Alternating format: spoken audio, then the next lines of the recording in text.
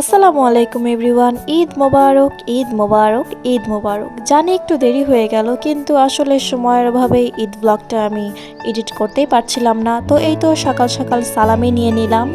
এরপর ঈদের সকালের আর কোনো ভিডিও নিতে পারিনি। তো একদম আমরা সন্ধ্যার পরে চলে আসি সাত মাথা, ভাবলাম কিছু খাওয়া দাওয়া করা যাক। তারপর এই তো একদম সাত মাথা মুক্ত মঞ্চের এই সাইডে অনেকগুলো স্ট্রিট ফুডের দোকান আছে, তো আমরা সেখানেই কিছু ট্রাই করছিলাম। তারপর এখান থেকে আমরা খাসির টিকা কাবাব ট্রাই করি। এটা আমার বরাবর খুবই পছন্দ, আমি এটা এখানে আসলে বারবারই খাই। এটা 6টা মনে হয় 20 টাকা করে ছিল। তারপর ওখানে তেমন আর কোনো কিছু ভালো লাগে না, তো আমরা একটু সামনের দিকে এগিয়ে যাই। তো এখানে এই তো আমরা এই পাশে দেখতে পাই কাবাব। এখানে অনেক ক্রাউড ছিল, তো ভাবলাম হয়তো এখানকার খাবার মজাই হবে, তো আমরাও একটা ট্রাই করলাম।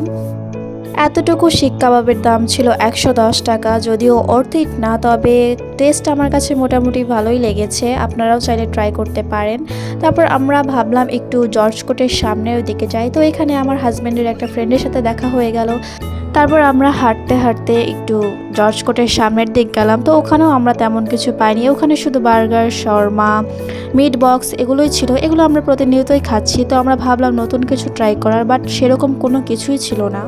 আমি ভেবেছিলাম ঈদের দিন হয়তো ভালো কিছু পাবো, অনেক ক্রাউড থাকবে, কিন্তু সেরকম কিছুই ছিল না। তো যাই হোক, আমরা ভিএম স্কুলের পাশে একটা দেখি এরকম কাবাব বানাচ্ছে, তো ভাবলাম একটু ট্রাই করা যাক নতুন কিছু। তো এখানকার টেস্টও আমার সেরকম ভালো লাগেনি, মোটামুটি এভারেজই ছিল।